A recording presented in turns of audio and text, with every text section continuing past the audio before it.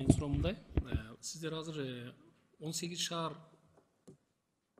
мэрияларын текшерип, андан 207 ай өкмөттү текшердиңиздер да, туурабы? Ошонун ичинде базар коргон шаар барбы? 18 шаардын ичинде. Бул жерде эми биз общий отчетко киргизгенбиз.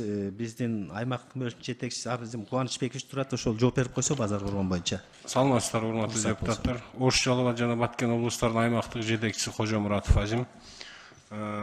Базар коргон шаарын быйыл текшердик, коллегиябыз али өтө элек.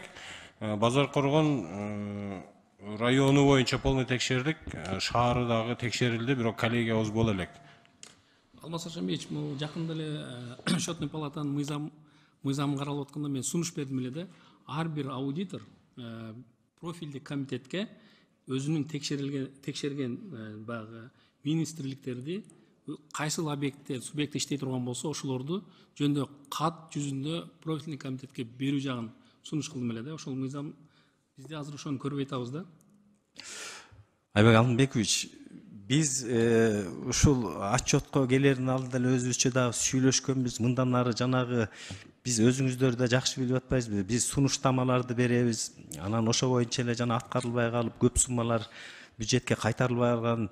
Биз сүйлөштүк, ар бир аудитор кайсы министрликти бүтсө, ошол профильный комитет менен тыгыз байланышты отчетун алып келип, өзүлөрү менен сүйлөшүп, ошол министрликтин кимиси жоопкерчилик, кимиси кандай ката кетирген, ошо боюнча мындан ары силер менен тыгыз байланышты иш алып бармай болдук. Бул жөнүндө дагы Данияр Эрмекович, Нурламек Тургунбекович менен да макулдашканбыз, сиздер да билет болушуңуз керек. Мындан ары ар бир аудит кайсы министрликке болсо, ошол профильный комитеттин жетекчилери менен болобу, депутаттар менен тыгыз иш алып барабыз. Ошол бизде ойлоп атабыз, ошол силер тараптан да колдоо алынса, жанагы ордуна коюлгандар тез болуп, анан мындай мүчүлүктөр да кийин кетирбейби. Жаңы мыйзам боюнча биз сиздерге сунушта бере алат экенбиз. Жана министрлер, кабинет министрликка, что ордун караганга кызмат ордун. Жал жагынан жакшы позициялар аныкталды негизинен. Алмаз Ашамбеевич, мындай да биз тармактык комитет болгондон кийин биз аябай көп сумма акчалар, каражаттарды карап атабыз да. Миллиардтан кетип атат, чекеден камалып атат. Аны өзүңүз дагы күбө болуп атасыз, көрүп атабыз, аны баардык кыргыз эли көрүп атат анычы. Анан бизге ошол ар бир аудитордун текшерилген иш аракеттерин биз кагаз жүзүндө жок дегенде бир жылда бир ушул жерде көрүп коюу максатында мен ошону сунуш кылып депутаттардан колдоо таптым эле да. Бирок тилекке каршы бүгүнкү күндө ушул отчетту сиздер бул жерге алып келбедиңиздер. Мен эми сизден талап кылам, кийинки жылкы отчетко сиздер ушуну берсеңиздер деп. Айбек Алтынбекович. Быйылкы жыл эми жетишпей калышыңыздар мүмкүн. Жок, Айбек Алтынбекович мындай болуп атат да, биз ар бир кеңештин материалын официалдуу түрдө биринчи очеред президентибизге, экинчи очеред жогорку кеңешке, үчүнчү очеред тармактык комитеттерге, төртүнчү очеред министрлер кабинетине чыгары менен жөнөтөбүз. Бүгүнкү күндө сиз өзүңүз жакшы билесиз, электрондук вариантка өткөнбүз. Биз бирөөнү да калтырбайбыз. Сиздерге только жөнөтүп турабыз. Бүтөөрү менен ошо күнү жөнөтүлөт. Бүт баары сиздердин кол алыңыздарда. Даже быйыл уже ачык айкын эмеге чыгарып калдык интернетке. Анда сиздер интернет сайтта да бар да. Бүт бар 100% көрсөтүлүп, силерге келет 100% кетет. Сиздердин кылып аткан жумушуңуздарды эл көрүп туруш керек да. Биз дагы көрүп турушубуз керек. Мамлекеттин акчасы бул элдин акчасы. Элдин акчасы эч качан урдалбаш керек. Ал өз багытында туура так иштеш керек. Мен ошону талап кылат элем. Мен базар коргон шаар боюнча суроо бергеним себеби мындай. Ал шаар жакын арада 3-4 жыл болду шаар болуп статус алганына. Бир эле мыйзам бузууну айтайын. Мурунку айыл өкмөттүн андан кийинки ошол эле киши шаар мэри болуп шайланды да. Тазалык үчүн спецтехника алган. 5 миллион сом акча каражаты каралган. Жаңы тендерный комиссия коюлган. Аны бир компания уткан. Бирок бир болбогон эски техниканы алып келип берген. Ошол эле иш аракет экинчи техникага дагы кийинки жылы дагы кайталанган да. Эски техника бүгүнкү күндө ошол эки техника тең 10 миллионду түзөт. Бүгүнкү күндө иштебей турат. Бул дотациядагы эмес шаар. Жаңы шаар. Тегерегиндеги дотациядагы айыл өкмөттөр бар. Акман, Бешикчон, Сейдигум, Кеңеш бардыгынын техникалары жап-жаңы.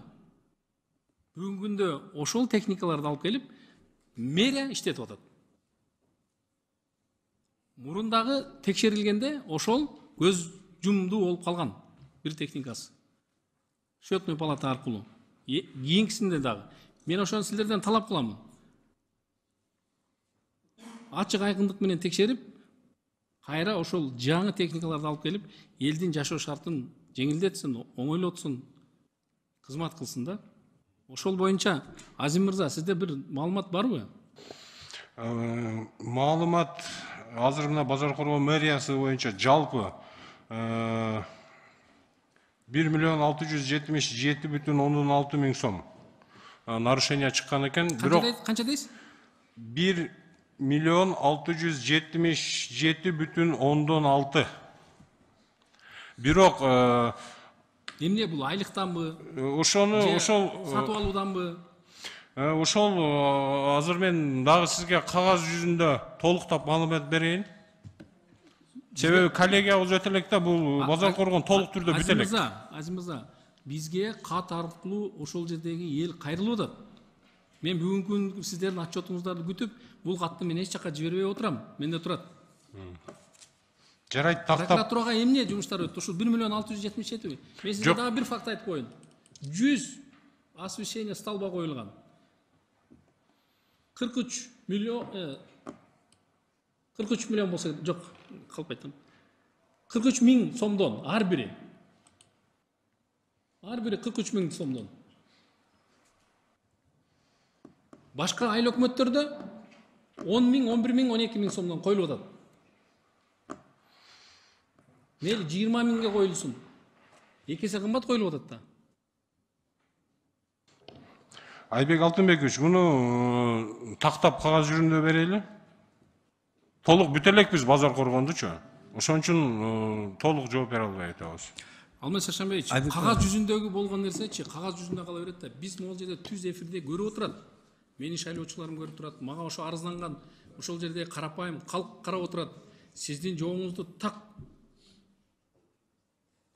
Алмаз Шаршанбеевич, сиз мындай кылбайлыбы, биз азыр бүтө эле экен, ушул сиздин тапшырмаңыз боюнча дагы кошумча карасын. Анткени мен азыр эле айтып кеттим эле, негизи айыл өкмөт жергиликтүү бюджетти биз 2 жылда бир карайбыз. Как раз ушул 21-22 жылы сиз айтканды мына карап аткан экен. Азыр толуктап туруп жана маселенин баарын мэрияны дагы карап чыгышсын, дагы баардык болгон мүчүлүштөрдү сизге алып келип беребиз. Как раз азыр аяктап аткан турбайбы өзү негизи аудитти. Биз 2 жылда бир карайбыз негизи өзү. Ойлосоңуздар, 120-130 миллион сом бюджети бар мэрияда болгону 1.677 миң сом бул мыйзам бузду деп таптап атат. Ал жерде толтура 16-жылдан бери туруктуу, мына жакында гана келди жаңы мэр. Ага чейин туруксуз болду бардык. Мэрлердин убактынча келди, ошол жердеги тендерный комиссия каалагандай калчап шаардын өнүгүүсүнө тоскоолдукту түзүп келди да бүгүнкү күнгө чейин. Ошол акчалардын дагы бир факт айтып коеюн. Дагы бир факт. Урматтуу прокуратура өкүлдөрү, сиздер дагы барсыздар. Тендерди жарыялай эле утуп алып, мен уттум деп, ремонтту жасап коюп, тендерди башка бирөө утуп алып, анан ортосунда келиспештик кылып, экөө бири-бирине арызданышып, бирок прокуратура тараптан ошол тендер өтө электе өз билемдик менен барып, мен утамын деген багы ишенич менен барган компания прокуратура тарабынан ошолорду утура деген кортунду берилип калган. Так айкындык иштейли дейм. Кече жакында кайрылууларды уктук. Экинчи этабы башталды коррупциянын. Эми мындан кийин жакшылап иштейли бардыгыбыз. Мамлекет өссүн, өнсүн.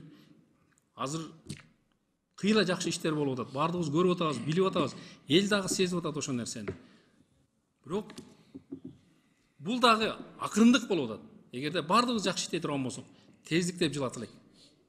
Ошон үчүн урматтуу Алмаз Шаршанбеевич, сизден дагы суранычы. Базар Коргон мэриясы боюнча жакшы бир иликтөөнү жүргүзүп бериңиздер. Айбек Алтынбекович өзүм көзөмөлүмдө болот, тактап туруп дагы бир сере карап, жанагынын баарын тактап туруп сизге ошо жакын арада маалымат беребиз. Анан дагы сизге дагы бир акыркы тапшырмам. Биздин президентибиз Садыр Нуркожоевич Ысык көл областына барганда Ысык көл айланпа жолун кыдырып баягы подрядчиктер менен жолукканда битумду канчадан алып атасыңыздар дегенде $400 дегенде калпайтпа деп айткан. Ошол боюнча дагы ачык айкындуулук текшерүү болсун. Ал дагы жабылып калбасын. Билинбей калбасын ал дагы. Ал президентибиздин тапшырмасы. Ал боюнча дагы быйыл болбосо эмки жыл аны сөздү карайсыздар. Бүгүнкү күндө маалыматтын баары бар. Азыр ушу транспорт министрлигинде аудит жүрүп атат, 2 жылда бир болуп, анын баары тактап атат. Ал дагы менин көзөмөлүмдө, Айбек Алтынбекович. Рахмат, отчетуңузду колдойм чоң. Рахмат. Кийинки сөз депутат Абдибаева Айсара Нышановага берилет.